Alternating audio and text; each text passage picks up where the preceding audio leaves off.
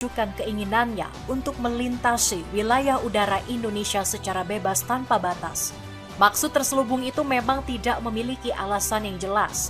Namun yang pasti, alasan tersebut berpotensi merugikan banyak sekali pihak. Di dalam Indonesia sendiri, permintaan tersebut menemui banyak sekali penolakan.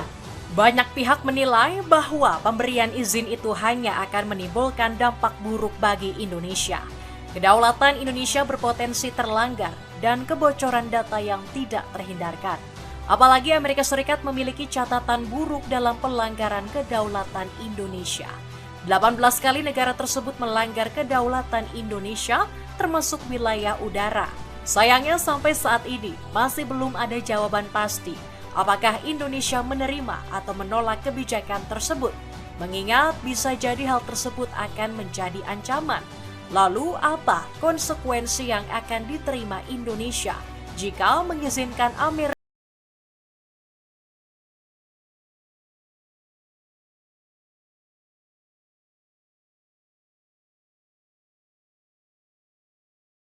Indonesia melindungi wilayah kedaulatan udara dari ancaman Amerika Serikat sebagai berikut. Menolak tunduk pada aturan Amerika Serikat. Belum selesai permasalahan di Timur Tengah, Amerika Serikat kembali membuat ulah dengan meminta akses tidak terbatas pada wilayah udara Indonesia. Permintaan tersebut memang belum mendapatkan respon resmi dari pihak Indonesia. Diketahui bahwa Indonesia masih dalam tahapan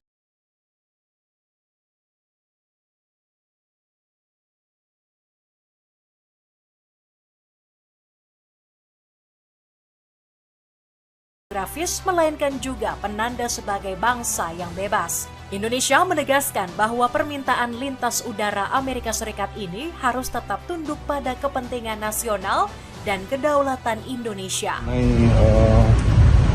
Provide access merupakan satu intent yang disampaikan oleh pihak Amerika yang kemudian juga kan akan melewati proses dan mekanisme pembahasan mekanismenya seperti apa dan sebagainya itu di Indonesia.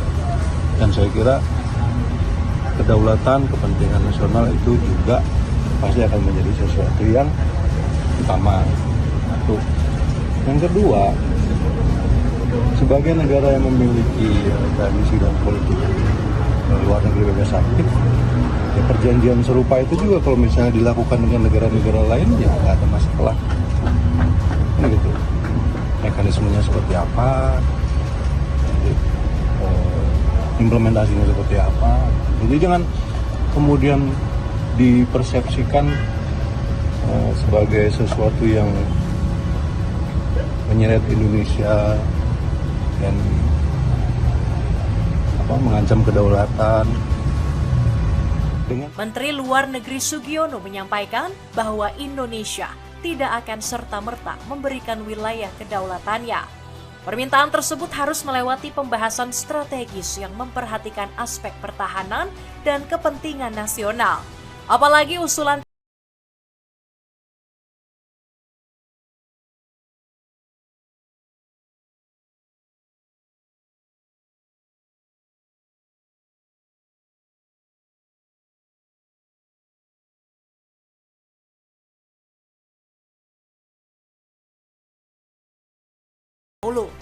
hal ini sangat berbahaya. Bukan hanya bahaya bagi kepentingan penerbangan militer, melainkan juga penerbangan sipil. Saat ini proposal pengajuan itu masih dalam tahap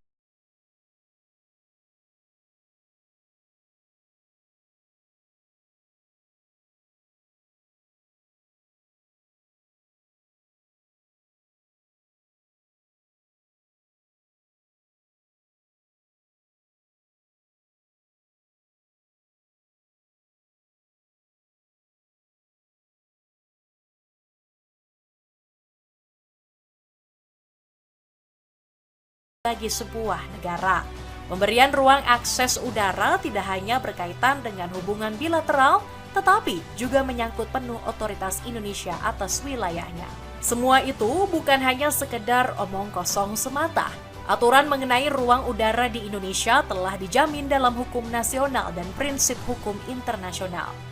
Sebagai informasi, Aturan mengenai ruang udara di Indonesia diatur dalam Undang-Undang Nomor 1 Tahun 2009 tentang penerbangan yang mencakup lalu lintas udara, pertahanan keamanan, serta yurisdiksi atas pelanggaran hukum. Jika mengacu pada peraturan ini, pemerintah Indonesia memiliki hak untuk mengatur ruang udara demi kepentingan penerbangan, perekonomian, pertahanan, sosial budaya, dan lingkungan udara. Undang-undang ini mengatur pelayanan navigasi yang bertujuan memastikan pesawat udara bergerak dari satu titik ke titik yang lainnya secara aman dan lancar. Pada aspek pertahanan dan keamanan, aturan ini menetapkan kawasan udara terlarang dan terbatas demi kepentingan pertahanan dan keamanan. Undang-undang ini juga mengatur masalah perlindungan terhadap penerbangan dari tindakan yang melanggar hukum seperti sabotase hingga pembajakan. Tentu saja, semua itu dilakukan melalui pemanfaatan sumber daya manusia, fasilitas, dan prosedur yang tepat. Demi mengatur dan menegakkan aspek keamanan dan pertahanan itu, pemerintah memiliki pesawat udara khusus yang digunakan oleh TNI, kepolisian, dan instansi pemerintah lainnya. Fungsi dari pesawat khusus ini adalah dalam rangka menegakkan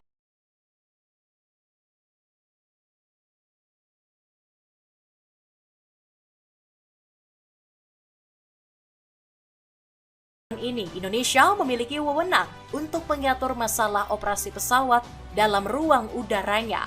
Selain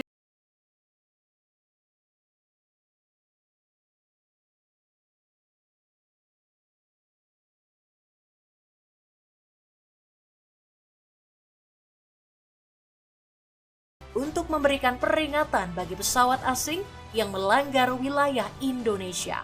TNI AU juga berwenang memerintahkan agar pesawat udara asing keluar, bahkan pada kasus yang lebih ekstrim, meminta paksa untuk mendarat. Bagi para pelanggar yang terbukti melakukan pelanggaran berpotensi mendapatkan sanksi pidana dan denda. Hal ini termasuk pelanggaran akibat membahayakan penerbangan, penyampaian informasi palsu mengenai bom, dan pelanggaran operasi di bandar udara. Dasar hukum lainnya yang mendasari pengaturan ruang udara Indonesia adalah Konvensi Chicago tahun 1944 atau yang dikenal dengan Konvensi Penerbangan Sipil Internasional. Perjanjian tersebut ditandatangani pada 7 Desember 1944 di Chicago oleh 52 negara. Dalam perundingan itu diaturlah masalah keselamatan, keamanan, dan aturan penerbangan sipil internasional. Tujuan dari adanya konvensi ini adalah dalam rangka mendorong kerjasama internasional, keselamatan hingga pengembangan penerbangan sipil dengan aturan-aturan yang tepat di seluruh dunia. Jika kita mengacu pada pasal 1, negara-negara anggota harus mengakui bahwa setiap negara memiliki kedaulatan penuh dan eksklusif atas ruang udara di atas wilayahnya. Demi menegakkan aturan-aturan dalam konvensi itu tetap terlaksana, dibentuk International Civil Aviation Organization atau disingkat ICAO. Lembaga ini bertanggung jawab dalam menetapkan standar dan prosedur penerbangan di seluruh dunia. Dua aturan inilah yang mendasari mengapa permintaan Amerika Serikat atas ruang Indonesia perlu dikaji secara mendalam. Pemberian izin terhadap ruang udara bukanlah perkara remeh yang bisa disetujui kapan saja. Pemerintah Indonesia menekankan bahwa terdapat mekanisme khusus terhadap akses wilayah udara Indonesia, apalagi jika akses tersebut untuk kebutuhan militer Amerika Serikat. Pernyataan ini menjadi penegas bahwa Indonesia bukanlah bangsa yang mudah dikontrol, apalagi jika hal tersebut berkaitan dengan kepentingan bangsa asing.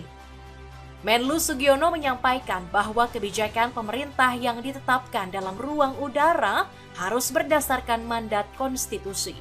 Kebijakan tersebut harus berdasarkan pada kedaulatan wilayah serta melindungi kepentingan nasional. Namun Indonesia juga menyadari bahwa tetap ada prinsip kerjasama internasional yang setara.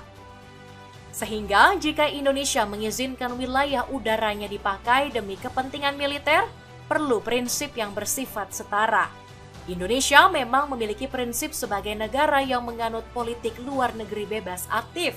Indonesia bebas mengadakan hubungan politik dengan negara manapun. Namun, karena pandangan politik tersebut, Indonesia tidak bisa mengabaikan fakta-fakta mengenai kedaulatan udara Indonesia. Keberanian Indonesia melawan AS yang melanggar kedaulatan wilayah 18 kali. Meskipun secara ekonomi dan politik Indonesia memiliki hubungan dengan Amerika Serikat, namun terdapat hal yang memberatkan jika Indonesia harus membuka akses tersebut kepada Amerika Serikat. Amerika Serikat diketahui telah melanggar wilayah udara Indonesia sebanyak 18 kali. Angka tersebut menunjukkan bahwa wilayahnya Indonesia, khususnya udara, seringkali dipandang sebelah mata oleh Amerika Serikat. Pernyataan serupa juga disampaikan oleh Panglima TNI Laksamana Yudo Margono yang menyatakan bahwa pesawat Amerika Serikat sering melanggar perbatasan udara Indonesia dalam rentang waktu Januari hingga Juni 2023. Bukan hanya pesawat militer, pesawat sipil Amerika Serikat juga sering melewati wilayah Indonesia tanpa izin.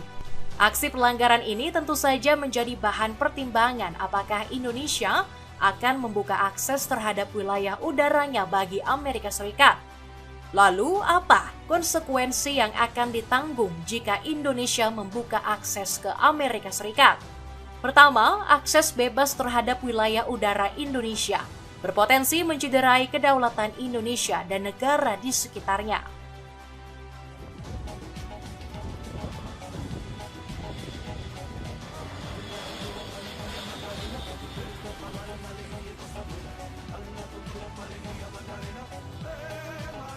Izin yang diberikan kepada Amerika Serikat dapat berpotensi menciptakan ketegangan di kawasan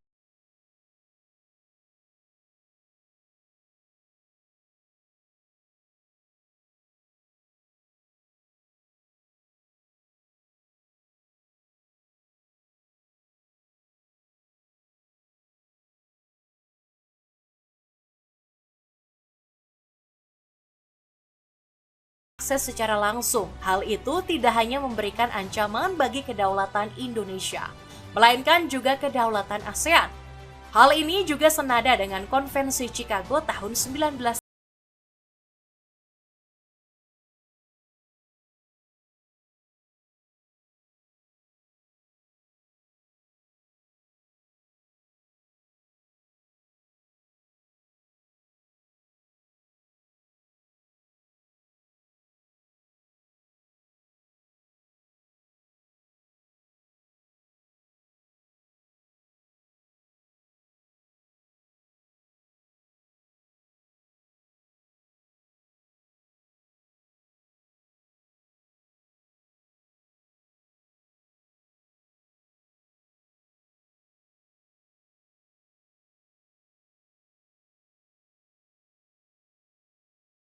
Indonesia.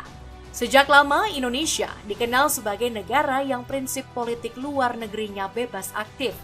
Indonesia bebas mengadakan hubungan dengan negara lain. Namun pemberian akses terhadap wilayah udara Indonesia sama saja dengan memberikan keberpihakan kepada Amerika Serikat. Indonesia akan kehilangan kontrol terhadap penerbangan Amerika Serikat yang masuk ke wilayahnya. Sehingga bukan tidak mungkin prinsip dan pandangan politik Indonesia kembali dipertanyakan. Apalagi di tengah kondisi global sekarang, tindakan sekecil apapun beresiko terhadap konflik global. Indonesia akan kehilangan posisinya dalam dunia internasional. Konsekuensi yang ketiga adalah berkaitan dengan keamanan data nasional. Bukan tidak mungkin jika akses wilayah udara yang diberikan kepada Amerika Serikat berpotensi menjadi momen pengumpulan data intelijen dan pemetaan udara Indonesia. Interaksi yang dibangun Indonesia dengan negara-negara seperti Rusia, Tiongkok, hingga Korea Utara mendapatkan perhatian khusus dari Amerika Serikat. Oleh karena itu, Indonesia harus berhati-hati dalam mengambil keputusan terkait ruang udaranya. Tidak bisa dipungkiri bahwa posisi Indonesia yang cenderung bebas berhubungan dengan negara manapun berpotensi menjadi tempat pengumpulan informasi. Dapatkan sweater polos dari Swipo yang kini turun harga. Cek linknya di bawah ini. Indonesia meningkatkan kewaspadaan tingkat tinggi. Posisi Indonesia sebagai salah satu negara di kawasan Asia Tenggara memang cukup strategis. Indonesia seringkali menjadi sasaran ancaman dari negara-negara asing. Namun bukan berarti Indonesia tidak memberikan perlawanan. Indonesia bahkan kerap meningkatkan aspek pertahanan dan keamanannya. Misalnya saja beberapa waktu yang lalu, Indonesia sempat mengadakan latihan gabungan di wilayah Karimun Jawa. Latihan tersebut melibatkan 20 kapal dan jet tempur Indonesia. Latihan gabungan ini merupakan respon atas ketegangan di kawasan yang semakin memanas. Letak Indonesia bukanlah zona yang bebas dengan konflik dan ketegangan. Wilayah ini bisa saja sewaktu-waktu mengalami konflik dan peperangan. Apalagi baru-baru ini, wilayah Laut Cina Selatan sedang dalam fase yang cukup panas. Negara-negara di sekitar wilayah tersebut memiliki sentimen serupa terhadap Cina. Ditambah, Amerika Serikat berkepentingan terhadap negara sekutunya di kawasan tersebut, sehingga wajar sekali jika negara ini sampai meminta akses wilayah udara Indonesia secara bebas. Amerika Serikat dapat sewaktu-waktu terlibat secara langsung dalam konflik yang terjadi. Melihat gelagat konflik ini, Indonesia tidak serta-merta abai. Negara kepulauan ini sudah mempersiapkan segala kemungkinan akan terjadinya peperangan. Hal ini dibuktikan dengan berbagai latihan militer hingga pembelian alutsista untuk kebutuhan perang. Kabar terbaru, Indonesia saat ini sedang dalam proses pembelian pesawat tempur dari Turki, yaitu jet tempur KAN sebanyak 48.